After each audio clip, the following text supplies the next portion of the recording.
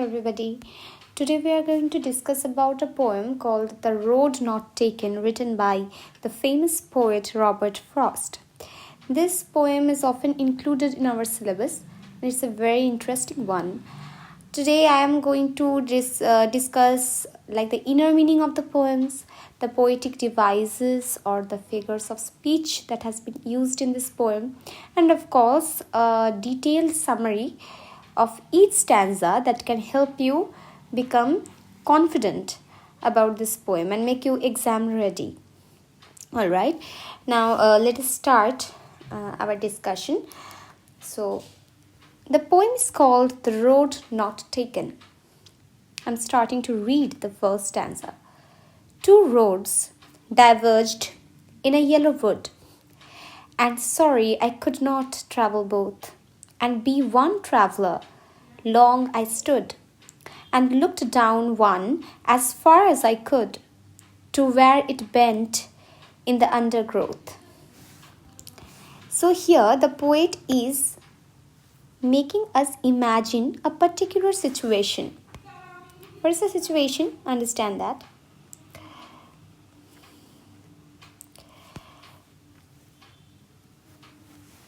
Two roads are diverged in a yellow wood. Diverged means separated. Okay, so the poet is in a wood. Wood means here small forest. And it is yellow. Yellow is actually a color that symbolizes autumn. Okay, because we know during autumn the withered leaves are mostly of yellow or yellowish brown in color.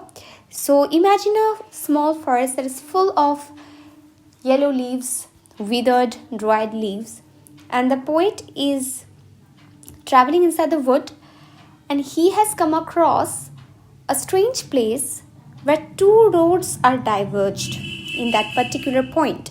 Two roads are separated. There is one side. I'm just making you imagine the situation. Suppose you are standing at a point where you can see, if you look in front, you will see two roads in front of you. One is going to the left and one is going to the right. I'm just making it simpler for you to imagine. Okay. Another thing I want to tell you, that this yellow color that I just explained, that it actually is talking about autumn season when the leaves are falling.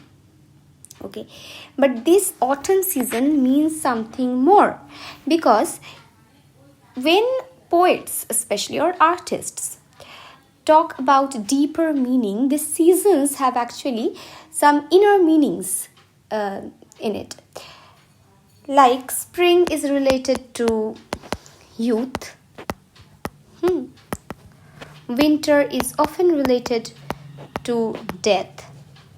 Just like that, between this winter and spring comes autumn. Somewhere here. And there is autumn here. So autumn is talks about maturity, when your thoughts are enough matured to understand life or to have a different perspective about life, when you are contemplating what has happened in your life till now, and actually it becomes much serious. The decisions have much serious effect on your future. Okay, that's what autumn represents. Autumn represents maturity. It is talking about an age when you are not young enough to make mistakes and you are not old enough to leave everything and surrender. Okay, so you're mature enough to think, contemplate, and take a step.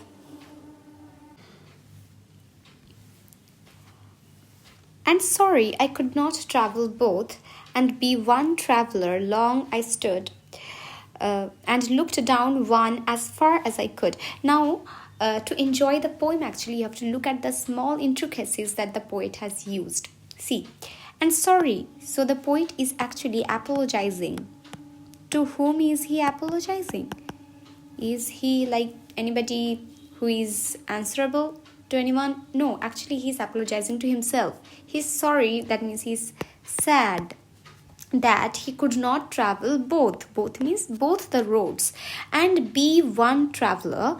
See the contrast the poet has created very nicely. He could not travel both the roads, and he is only one traveler. Two roads in front of him, but he is only one human being. So he has to take any one of the roads to, go ahead. He cannot take both the roads at the same time. Long I stood. Long means for a long time he stood. Now imagine that the poet is at a point where two roads are actually going, one from this side, one from that side, okay, and he is standing here, okay, he's standing for a long time, and then he is looking down one means one road. Suppose this one is a one road. He looked down one road as far as I could to where it bent in the undergrowth. So he is trying to look. He's looking at one road first, and he's trying to look where is the road going. Okay, where is it ending, or where is it leading to? He's trying to see, but he saw that it is bending in the undergrowth. Undergrowth means thick greenery, thick bushes. The meaning here is also given in your book, dense growth of plants and bushes. So it is very common in our woods to happen that, like, you cannot see the whole road, right? Because there is so much thick bushes, thick plants, and somewhere it kind of vanishes. It blurs into the thick forest, the greenery. Okay, next. Then took the other. Other means the other road. This one supposes the other road.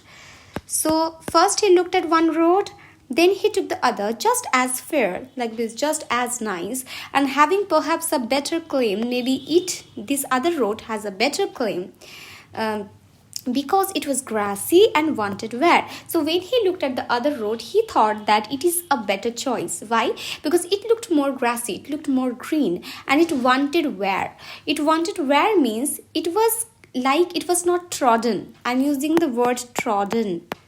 That is actually the past participle form of the word tread or tread. That means stepped on, So it looked like it was not trodden enough, not many people has walked on it. So it was very much green, and it was not worn out. It was not messed up. Though as for that, the passing there, that means when he passed a little bit of this road, the other road, he saw that it had worn them really about the same. So after a few minutes, when he kind of tried to pass on that road, he discovered that no, both of the roads are almost the same. They were almost like same grassy, and very few people have walked on it. Next one. Third stanza. And both that morning equally lay. In leaves no step had trodden black. Oh, I kept the first for another day. Yet knowing how way leads on to way, I doubted if I should ever come back. So he felt that both roads are just equal. Both roads are just equal, because on both of the roads, maybe the morning sun shines just the same.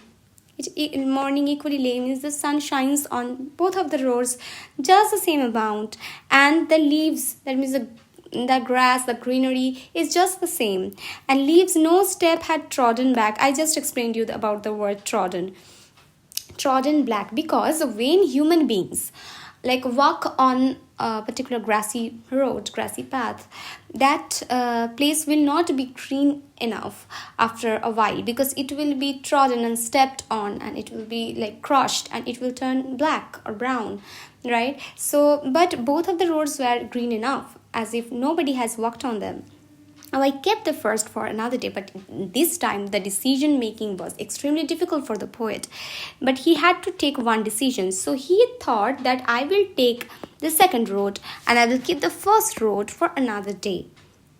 Okay, so as he had decided for the first time, he felt like it was the more grassy one. It wanted where, so it was a more grassy one. That's why he took the second road, and he thought that let me take this decision and I will keep the first road for another day. I will travel on the first road like someday later whenever I get the chance. But then he had a question in his mind.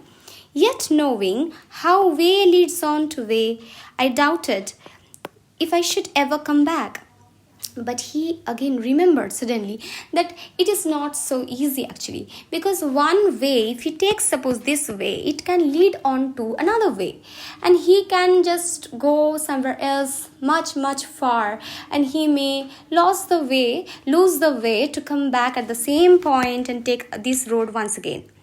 This whole thing has actually a deeper meaning. Now I'm going to reveal to you. So it is, the whole poem is a metaphorical poem. That means it has a deep symbol, deep comparison inside it. These roads are actually life decisions. Okay, these are actually life decisions of life. So when we have two choices in front of our eyes, and we cannot decide which choice to select, to opt for, which one to go ahead with. Okay, so it becomes extremely confusing for us. But anyway, we have to make a choice. We have to take one option. Okay, and in our life, the decisions are so important. Some of them are so important that maybe we cannot come back to our previous position and take another option for some other day. So you have to take one decision and you have to go ahead with, no matter what challenge comes in front of you. You have to face it and you have to move ahead. There is no options that you can come back and take the second choice, opt for the second choice. In life, it does not happen. Actually, the poet metaphorically actually telling us that these two roads are just like life choices. Okay, it's a metaphorical use. So the poet is telling that he knows how way leads on to way. That means one decision if I make, it will make me move, and it will take me to some other situations, some other circumstances will come, maybe bad, maybe good, maybe challenging. Anything can happen, I don't know that. But maybe it will not give me the opportunity to come back again to the same place that I'm standing here now and take this first option, first road. So that's why he is telling that I doubted if I should ever come back. Maybe he won't even get the opportunity to come back again in the same place that he is standing right now. Last stanza. I shall be telling this with a sigh. Sigh means a deep breath. Now this deep breath can be of regret. It can be of regret. It can be of relief. Both. Okay. Most probably it is of acceptance. Ages and ages hence, after many years, in the future, two roads diverged in a wood, and I took the one less traveled by, and that has made all the difference. So many years after, he will remember that there were two roads in a road, very mysterious ones, because he did not know which road to take. But he took the one less traveled by. He took the one road that looked more grassy. And that has made all the differences. Because one choice he had to take, and he had taken one choice. He did not know that choice will lead him where, but he still took the choice, took the road, and that has made all the differences in his life. Okay. But maybe he still has a little bit of curiosity. Okay, if not regret, then curiosity, that what would have happened if he had taken the first road. So what do we understand? This poem is a metaphorical poem. It has two meanings, one apparent meaning and one is the inner meaning. Okay. So here we can understand about some figures of speech. Okay, first figure of speech is metaphor that I've already told you, that these roads are actually representing life choices. These are not actually the real roads that the poet is talking about. Secondly, see, wanted where. Wanted where, here letter W has been repeated, so it is an example of alliteration. Alliteration is a figure of speech where the initial letter of a word is repeated constantly. So here wanted where is an example of alliteration. Okay. Acha, morning equally lay, here you can tell morning as a personification if you wish. Morning has been personified. Okay. Yeah, that's pretty much it. Now let me tell you about the rhyming scheme. Here, would, both, stood, could, growth. So if it is A and it is B, then see, would is rhyming with stood, so again A. Could is again rhyming with stood and would, so A. And growth is rhyming with both, so it is B. So we are getting the rhyming scheme as A, B, A, B. Now let us check it if it is happening with every stanza or not. See, if I call it C and it is D, then it is again C, then again C, and it is D. Yes, so it is A, B, C, D, and just like that it is proceeding. Okay, so that was pretty much it. I hope you enjoyed the video. I hope you could understand the poem, and let me know if you have any questions related to the poem. Thank you.